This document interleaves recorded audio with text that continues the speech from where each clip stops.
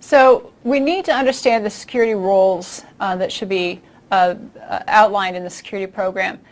Now, data owner, a lot of people in the corporate world aren't as familiar with a data owner. In the government, in the military, they're very familiar because they follow very structured security. So a data owner is somebody who's responsible for a set of data. So let's say that there's a VP that is over accounting.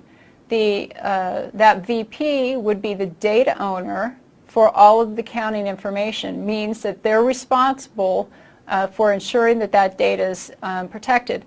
Now, they're not responsible for configuring the access controls or doing the operational issues. What they have to do is set a classification. The classification of the data indicates the level of protection that's required. So a data owner is responsible for classifying data, and that in turn protects, they're setting the protection level of the information. It's the custodian that's actually going to do the day in, day out configuration, installation of software devices. So the data owner sets the classification. The custodian, which is usually the IT department, will do the actual setup, the configurations, the software and everything to make sure it meets the classification level. Because the lower the classification level, the less amount of controls you need. The higher the classification, the more controls have to be in place. And then there's the auditor.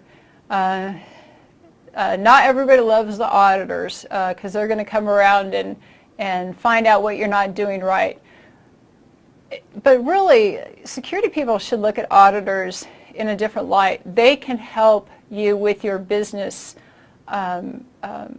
what you're trying to tell the business people. A lot of people think auditors are just going to come around and say, you're not doing this right, you're not doing that right, and then maybe you're going to get in trouble. But if you're actually practicing security the way that you are supposed to, a lot of times you'll have gaps that you want to get fixed, but you don't have the funds, or you don't have the acknowledgement, or nobody's looking at it or paying attention to it. So once auditors come around, they can mark you off on that, and then you can go to management and say, okay, not only do I say that we need to do this, the auditors say that we need to do this. And auditing is becoming a bigger thing because of all the regulations. Most large organizations have internal auditors that are ensuring the compliancy to the policy, and then there's external auditors that will come and make sure the company is compliant with the regulations.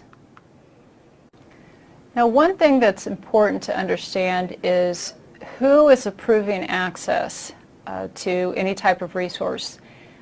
Unfortunately, in some environments, it's up to IT. They're setting up the accounts, they're assigning the privileges and the permissions, and that's not how it should be, because they don't have that liability. It should be somebody at a higher level that actually assigns access.